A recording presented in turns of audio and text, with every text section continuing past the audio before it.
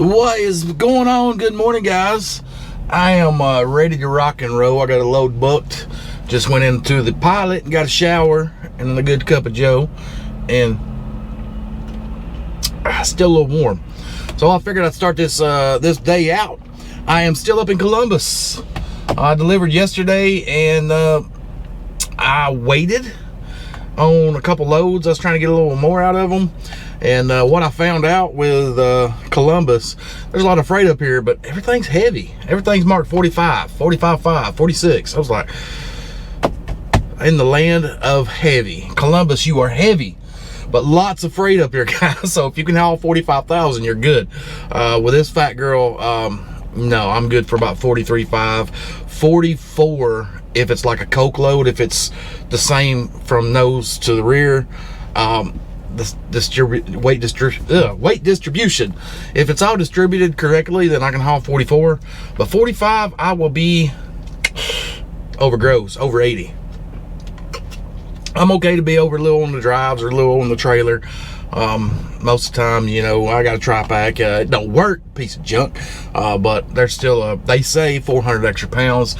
And I've been over quite a few times, up to living, you know, up to 1,000 pounds on my drives, but nowhere close to the 80K mark.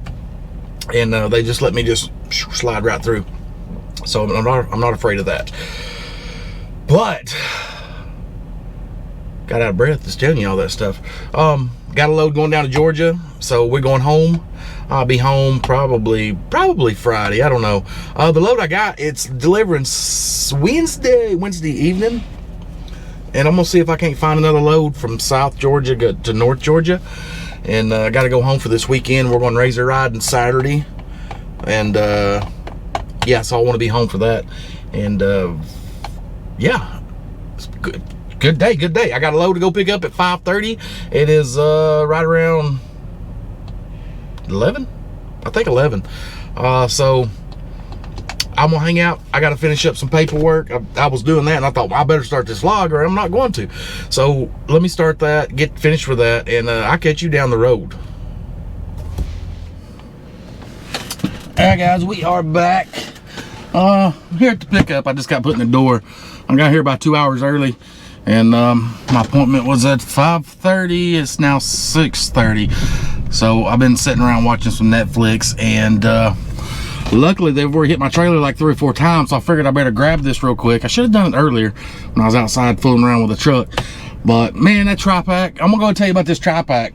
And if you've been around the channel for a while, you know that I've just about replaced everything on that TriPac, from the fan to the radiator to the compressor to the alternator. Man, it's just ongoing fixing on my TriPac.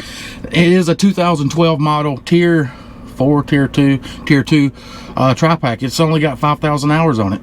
Matter of fact, I hadn't even put, probably since I've had this truck, maybe 600 or 700 hours on this thing, and I can't tell you how much money I've spent.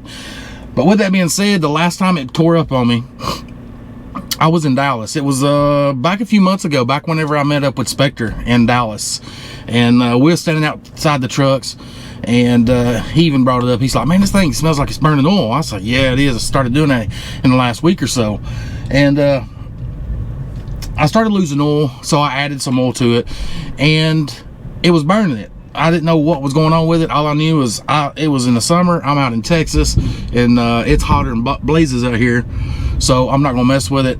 I just mess with it when I get home. I kid you not, 2, possibly 3 days after that, I'm sitting in the truck, TriPac's running, AC's running nice and cool, and all of a sudden, boom, it shuts off. I get the little engine code, whatever it does when it shuts down. I was so disgusted about it shutting down on me. I just reached over and hit the little button, turn it off. I said, screw it, I ain't messing with it. I fired up the truck and I idled the rest of the night, and had done so since. But it might have been a week, maybe 3 weeks longer. I mean, we're talking 4 or 5 months ago. I noticed during a pre-trip, the little belly pan on the TriPac, it had come out of this little groove. It's got like a little slide at the bottom. The belly pan, you undo the 2 screws and it slides out, and you slide it back in. Well, ever so often I hit a bump or something and it'll come out of that groove. So I have to undo the 2 bolts, pull the belly pan off, reposition it, bolt it back down. So that's what I noticed. So before I got rolling, I unbolted the bolts, pulled the belly pan out, and what I see in the bottom of the belly pan is the water pump pulley, the whole pulley. It's in the side box back there. I seen that, tossed it to the side, put the belly pan back in it, bolted it back down. Even when I got home, even to this date, I've not looked at it. I'm disgusted with TriPac. Thermo King Tri-Pacs are, I'm done with them. I know people have good luck with them. Me, not so much. I have good luck with a lot of things. Tri-Pacs is just not one of those. My last truck had a Tri-Pac, and I constantly was working on it and working on it. And, you know, it might just be me working on it, but I don't know. The things that goes wrong with them is not the stuff that I fix from me working on it. I just repair things. Same could be said for this engine and the engine on my last truck that I worked on all the time. I'm done with TriPac, man. It's overpriced. If you need parts, you got to go to a TriPac dealer, and they want top dollar for parts that shouldn't cost that much. I can't remember what I gave for a thermostat. I grabbed a thermostat, and it was like, I was like, really? I mean, if you can remember the price of a Thermo King thermostat, leave in the comments. I mean, it's insane when you can go to the parts store and get one for $3 or $4, maybe $5. I'm done with Thermo King. They think their stuff is gold. But I got a buddy with a green. He's had since 2018, 2017, somewhere around in that area. He bought a new Peterbilt in 18, and he took it off his old Peterbilt, put it on his new Peterbilt in 18. So I imagine he's had it since 2016, maybe. He's got 5,000 hours on that thing. You know what it still does? It still purrs right along. So I've been looking at greens for a while, and now you got Justin. He just went and put a green on his, and they've upgraded from the 2-cylinder Kubota to the 3-cylinder Kubota. And what I really like about a green is everything that goes on that thing, you can buy it at O'Reilly's, Napa, Advance, AutoZone, any auto parts store, you can buy the parts. Whereas that Thermo King back there, you got to go to Thermo King. It's just ridiculous, and they want top dollars for the parts. They want a top dollar to work on it, and yeah, I'm done. So I'm thinking selling this on the back of here for scrap or whatever, and possibly by spring I'm gonna put a green on here and be done with it, because I mean it's just like I said in the beginning of the video, or beginning of this little rant here, if you've been around the channel for a while, you know how often I'm messing with my daggum Tri-Pac. It's garbage, and I'm just done with them. Thermo King Tri-Pac, I'm not impressed anymore. Only times I've been impressed is when it's been running for a week at a time, and then it tears up. It's always something. Like I said, maybe it's just me. You know, seems like everybody has their things in life where everything goes good, and they have their things in life where everything don't go good. If me, for example, a Tri-Pac is just one of those things that never goes good. So I'm done with it, and like I said, I'm gonna plan for springtime to put a Tri-Pac on here, and when I get home, possibly this week or next week, maybe the week after that, before it turns off too cold, I might not even bother with it till it gets real winter time. But I got my bunk heater is needs a service. The igniter's good, but I'm gonna go ahead and tear it apart, because there's a little port where the igniter goes that is clogged up, and I need to clean it out. If you've got a bunk heater and it smokes a lot, that right there is just a tattletale that your port is clogged up and it needs to be cleaned out. So when I pull the igniter out, replace that, change it out to a new screen, clean out that port, and I'm gonna change out the fuel pump on it as well. So I've got all that stuff. I've just got to do it, and I've been meaning to do it, but I just hadn't really worked. Like I said, that Tri-Pac is, when it tore up on me, I was just so disgusted with it. That's even rubbed off on me fixing my bunk heater. So that's why I ain't done it. It's just garbage, pissed off garbage. But yeah, when I do fix the bunk heater, don't worry, I will capture that on camera and show you guys how to do it and what I'm doing. But I'm gonna go ahead and get finished loading up, and we'll come back to you here in a little bit, just close this video out. So, diesel fuel, and I think I'm gonna try to make it south of Cincy tonight. That's about as far as I plan on going. I don't deliver this till Wednesday at 7 o'clock p.m. But I want to get farther enough tonight, so tomorrow, hey dude, hit that little far right pedal, far right pedal. I want to get far enough down south tomorrow I can get past Atlanta, so on the day of delivery I ain't fooling with that Atlanta, McDonough, southbound traffic. So, yep, we're gonna pull in here and get some diesel fuel and get on down, probably around the rest area south of Cincy. Rest area slash scale house where I'm planning. I know a lot of people don't like to go to the scale houses, but the ones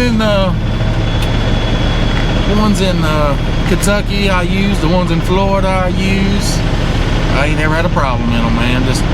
I guess just make sure everything on the truck looks good. Good rubber, clean truck. It look like garbage, you might give them a reason to check you out. But I gotta pull in here. I don't know how many gallons I'm gonna get. Because it is in Ohio, so it's gonna be expensive. But I will pull in here, check it out. I might get 100 gallons, might get 50, I don't know. And get me enough to get to Tennessee or Georgia way. And then I'll top the tanks off down there. Ain't no sense of doing it up here. Hey dude, I wish this guy would go. Come on, man. Let's go.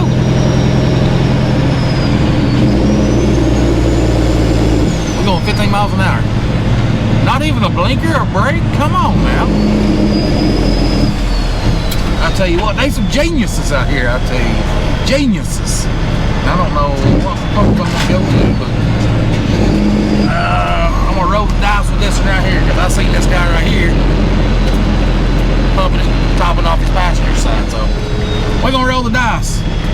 If this don't work, there's nobody else waiting, and we will back up. Ain't no shame in my game. I'll back up and reposition myself.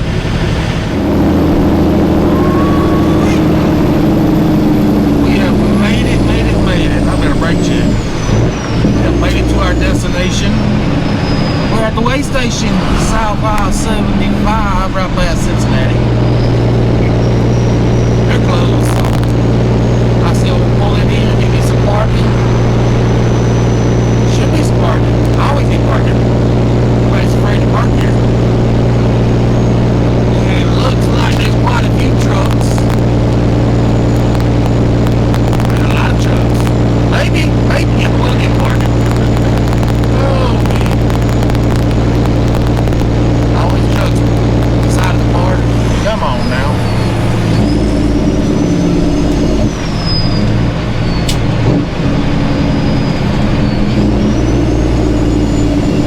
Worst case scenario, I gotta go down the road. I don't know. It looks packed. It looks packed to the gills. I don't know if I can park on the side here, but I will. Right here beside the trash can. Oh yeah, I'm gonna park there. If they don't want me parking there, I'll move.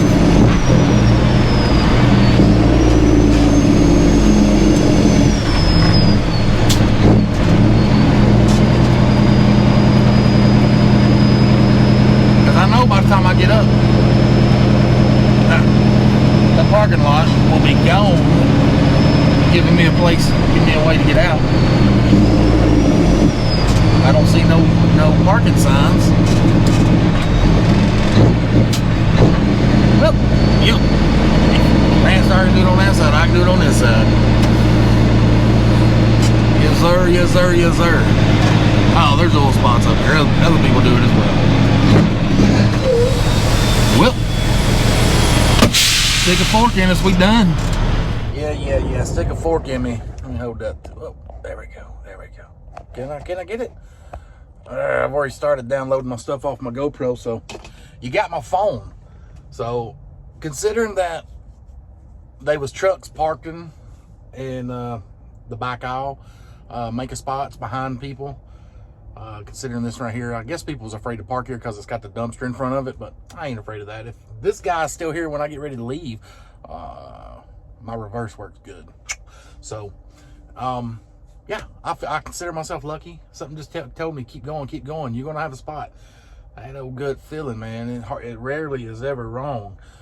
But, man, I'll tell you what, you know, I talked about this the other day, that it wasn't very hard coming out of the house. And usually coming out of the house, it's rough for a couple days. And that day I put down 450 on the miles, pickup and stuff like that. And it wasn't that bad. It's good. But I left, when did I leave? Thursday evening, Thursday. It is now Monday. So Thursday, Friday, Saturday, Sunday. I've been gone 4 days. It's hard. I'm ready to go back home. So that has got me there. But oh well. When you fall. Yeah, I will be home soon enough. I was geared up to be home Wednesday night, but I booked another load down in South Georgia going to Knoxville, and so we're going to throw another bit of revenue on the week. So it's pretty good considering I ain't had to run hard. All the loads, the one coming from South Georgia to Knoxville is the lowest paying load, and it's like $2.75 a mile. This one going down is $4 a mile. See, I came up for $4.20 something. If you keep up with the videos, you probably remember better than I do. And then I went over from there, from Pennsylvania area to Ohio for $3 something, coming down to South Georgia for $4. Well, it's $3.99, close enough. And going back up for what, $2.70? I don't know. I have the phone going, or I think it's $2.76. Man, it's been a long day. I've done a lot of sitting. Sitting kills me. I hate sitting. So I'm gonna go ahead and chop this and put it all together, upload it, get it ready for a day or two, and let you guys see it. And as soon as I get done with that, me and that sleeper back here is gonna, well, we're gonna have a date, and I'm gonna go to bed for a little bit. I did stop and fuel up at the TA. I took on 75 gallons because it's $3.53 with my discount.